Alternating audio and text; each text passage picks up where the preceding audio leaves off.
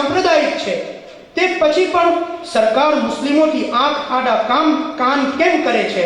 શું 20 કરોડ વસ્તીને બરબાદ કરીને પણ દેશ પ્રગતિ હાસિલ કરી શકે છે? જો દલિતોને રિઝર્વેશન આપી આગળ વધારી શકાય તો મુસલમાનોને ધર્મના નામ પર નહીં બલકે તેમની ખરેખર આર્થિક શૈક્ષણિક પછાતપણાને લીધે કેમ રિઝર્વેશન આપવામાં આવતું નથી?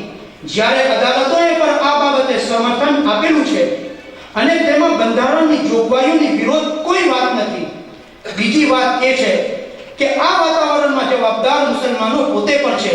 હકીકતમાં કુરાન અને હદીસથી બેપરવાહી અને વધતા ગુનાહોને લઈને અલ્લાહ તાલાની રહેમત આપણાથી વિમુખતા અપનાવી રહી છે.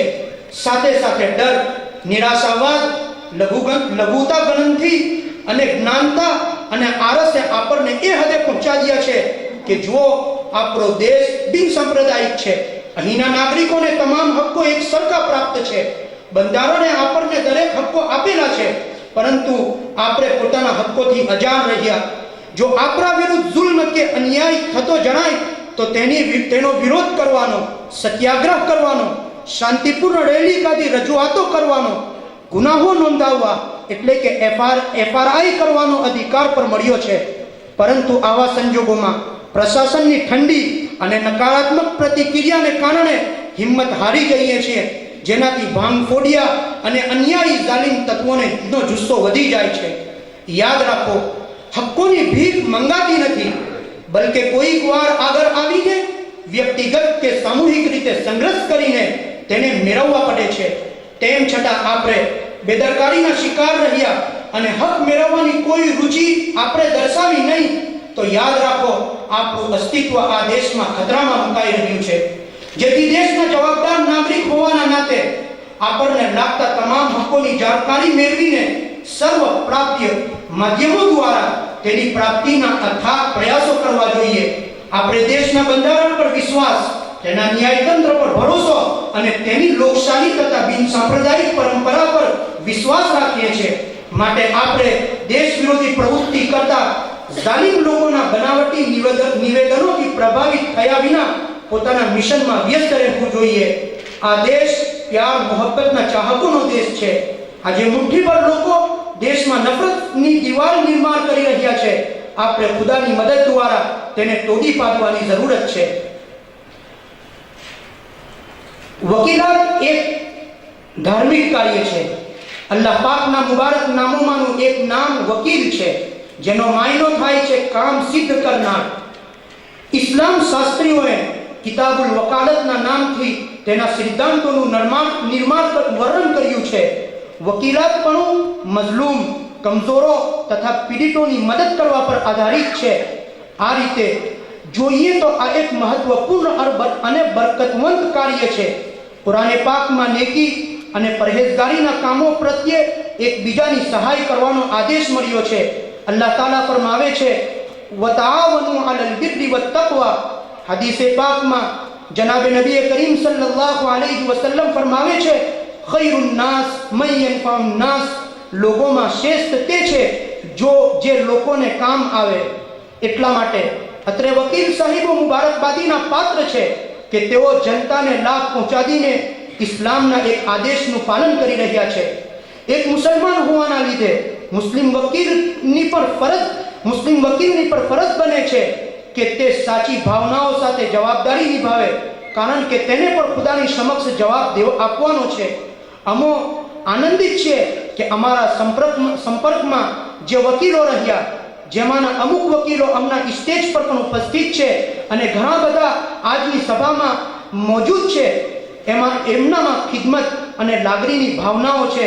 તેઓ સંપૂર્ણ દિલચસ્પી સાથે પીડિતોને ન્યાય મેળવવા સતત પ્રવૃત્ત રહ્યા છે, જે બદલ અમે તેમનો ખૂબ ખૂબ આભાર વ્યક્ત કરીએ છીએ અને દુઆઓ કરીએ છીએ કે અલ્લાહ તાલા એમને હરામ રોઝીથી તેમની હિફાજત ફરમાવે, દોઝખના ઈંધણ બનવાથી તેમને બચાવે, તેમની માટે બરકત અને આફિયત મુકદ્દર ફરમાવે, તેમની પેઢીઓને આંખોની ઠંડક બનાવે અને મિલ્લતને તેમનાથી વધુથી વધુ લાભ પહોંચાવે. આમીન.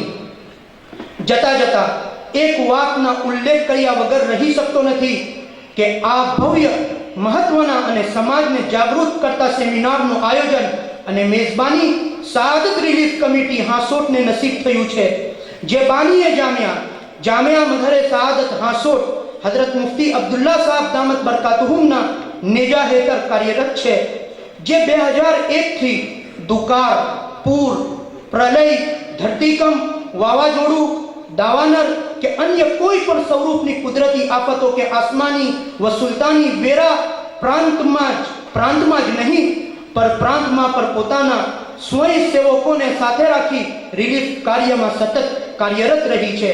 સમયાંતરે કોઈ પણ મતભેદ વગર મેડિકલ કેમ્પો યોજી તબીબી સેવા આપી છે, તેમજ પાણીથી વંચિત વિસ્તારોમાં હેન્ડપંપોની વ્યવસ્થા પણ કરવામાં આવી છે. અલ્લાહ તાલા સઆદત રિલીફ કમિટીની તમામ સેવાઓને કબૂલ ફરમાવે. હું ફરી એકવાર માનનીય વકીલો અને બીજા તમામ સભાજનો અને હાજરજનોનો આભાર માનું છું કે આપ સૌએ જાગૃતિમાં પોતાનો સમય ફાળવી અને આ પ્રોગ્રામમાં હાજરી આપી. આપ સૌનો હું આભાર માનું છું. અલ્લાહ તાલા આપણા સૌને શાંતિ અને સલામતીમાં રાખે અને દેશમાં શાંતિ, સલામતી અને ન્યાયનું વાતાવરણ કાયમ ફરમાવે. આમીન. વ આખિરુ દાવાના અનિલ હમ્દુલિલ્લાહિ રબ્બિલ આલમીન. ફજઝાકુમ. મૌલાના અબ્દુલ્લા સાહેબ.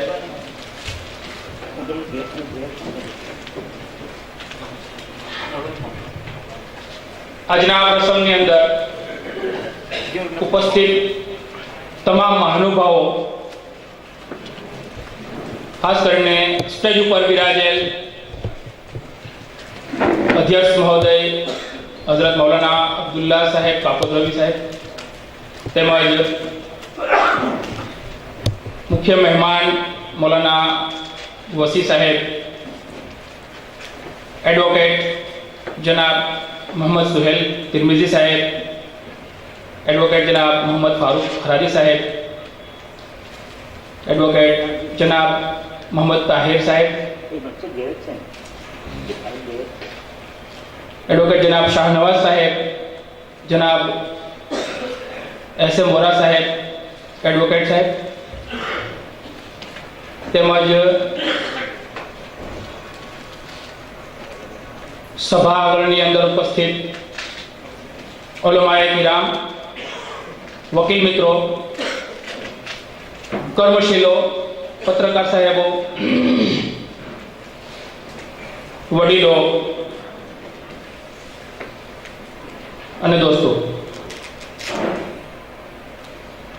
સઆદત રિલીફ કમિટીના એક અદના સભ્યને નાતે અને કોમના એક અદના સેવક ખિદમતગારને નાતે આ તમામ લોકોનો હું આ પ્રસંગે એકાબીજા સાથે વિચાર વિનિમય કરવા માટે અને જે હેતુથી આ પ્રોગ્રામનું આયોજન કરવામાં આવ્યું છે એ સંકલનના હેતુને સફળ બનાવવા માટે આપણા વિચારો વ્યક્ત કર્યા પછી ફિલ્ડ વર્કની અંદર જે કામ કરવાનું છે કઈ રીતે કરવું એ તમામ બાબતો માટે એક સલાહ મશવરો વિચાર વિનિમય માટેના આ એકઠા થવાને આ પ્રોગ્રામની અંદર હું આપ તમામ લોકોનું જામિયા મઝહરે સઆદતના સ્થાપક કુલપતિ તેમજ સઆદત રિલીફ કમિટીના અધ્યક્ષ અને સ્થાપક હઝરત મુફ્તી અબ્દુલ્લા સાહેબ રવિ પટેલ સાહેબ તરફથી તથા સઆદત રિલીફ કમિટી અને તેના તમામ સભ્યો વતી તમામનું હું સ્વાગત કરું છું.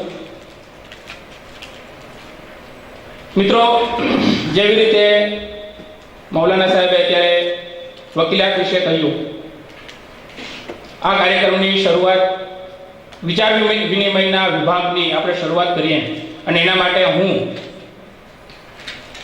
મુરબ્બી વકીલ શ્રી શાહનવાઝ સાહેબને, જેઓ વડોદરાથી અત્યારે આપણી વચ્ચે ઉપસ્થિત છે અને ડાયસ પર ઉપસ્થિત છે, એમને આમંત્રણ આપવું એ પહેલાં એક વસ્તુ ચોક્કસ કહીશ કે સમાજના જુદા જુદા અંગોમાંથી